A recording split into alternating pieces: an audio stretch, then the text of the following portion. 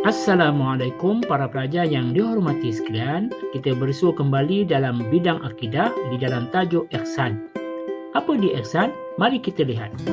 Ihsan ialah seseorang itu menyembah Allah Ta'ala seolah-olah dia melihat Allah dan meyakini bahawa Allah Subhanahu Wa Ta'ala melihat perbuatannya. Ini jelas sebagaimana dinyatakan dalam satu hadis Nabi, fa'akhbiruni 'anil ihsan, qala an ta'budallaha ka'annaka tarahu fa in lam takun tarahu fa innahu yaraka. Rawahu Muslim. Maksudnya, beritahu kepadaku tentang ihsan. Baginda bersabda, engkau menyembah Allah seolah-olah engkau melihatnya, dan jika engkau tidak mampu untuk membayangkan atau melihat Allah, maka engkau perlu merasai bahawa Allah melihat perbuatanmu. Kita dapat simpulkan bahawa asas kehidupan beragama dibina di atas 3 landasan utama, iaitu iman, Islam dan ihsan.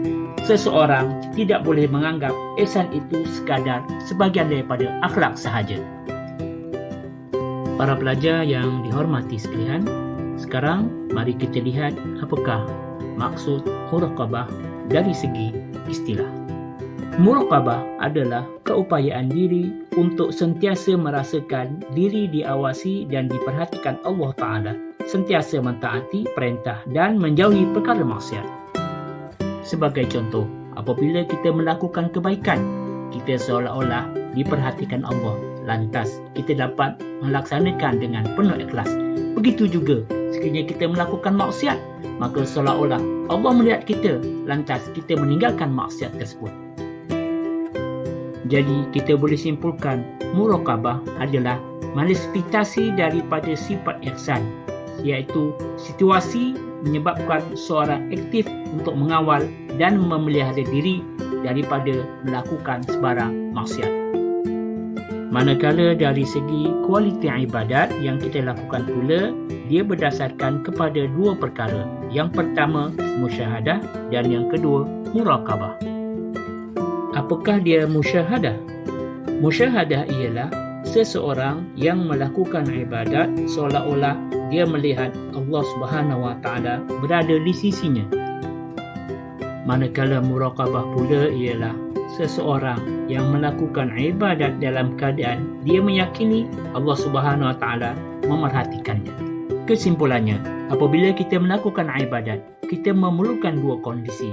Sama ada musyahadah, iaitu kita melihat Allah berada di sisi kita, ataupun muraqabah, iaitu kita merasakan bahawa Allah memerhatikan kita. Para pelajar yang dihormati sekalian, seterusnya ialah ihsan dari segi aspek ibadat, muamalat dan juga akhlak. Ihsan dalam ibadat adalah martabat paling tinggi dan mulia. Oleh itu, ibadat perlu dibina atas dasar yang penting agar memenuhi matlamat ihsan dalam ibadat tersebut.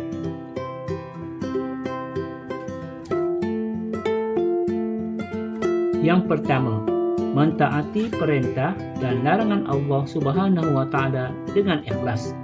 Yang kedua, sentiasa merasakan nikmat beribadat yang mendorong seseorang tawajuh kepada Allah Ta'ala. Yang ketiga, berusaha untuk mendapatkan ganjaran pahala daripada Allah Subhanahu Wa Ta'ala. Dan yang keempat, memelihara kesucian akidah supaya tidak rosak atau terbatal. Para pelajar yang dihormati sekalian, sekarang kita lihat pula apakah kepentingan ihsan dalam muamalah dan juga dalam akhlak. Ihsan dalam muamalat ialah yang pertama, mewujudkan keharmonian dalam kehidupan bermasyarakat. Yang kedua, membina hubungan baik dengan keluarga, jiran tetangga dan anggota masyarakat. Manakala ihsan dalam akhlak pula ialah yang pertama, melakukan amar makruf dan mencegah perkara mungkar dalam kehidupan. Yang kedua, mengamalkan sifat-sifat mahmudah dan berakhlak mulia seperti bercakap benar. Para pelajar, bagaimana dengan pengajaran kita pada hari ini? Sekiranya dapat memahami dengan baik, mari kita teruskan pengajaran pada tajuk seterusnya.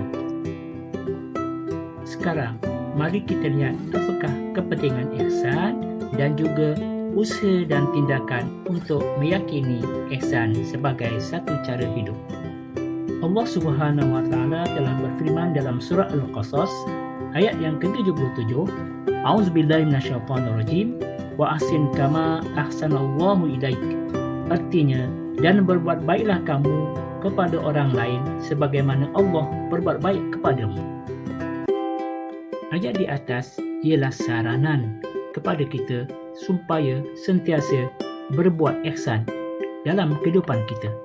Jadi apakah kepentingan ihsan dalam kehidupan kita? Yang pertama, ihsan selari dengan iman dan Islam dalam menentukan hala tuju kehidupan sama ada bahagia di dunia dan akhirat.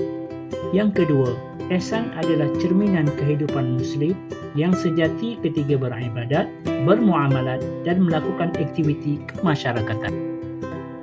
Ini jelas sebagaimana dinyatakan oleh Nabi SAW dalam satu hadis riwayat Muslim, Innallaha katabal ihsana ala kulli syai. Maksudnya, Allah Subhanahu wa taala telah mewajibkan ihsan, yakni menyempurnakan suatu dengan baik terhadap semua perkara.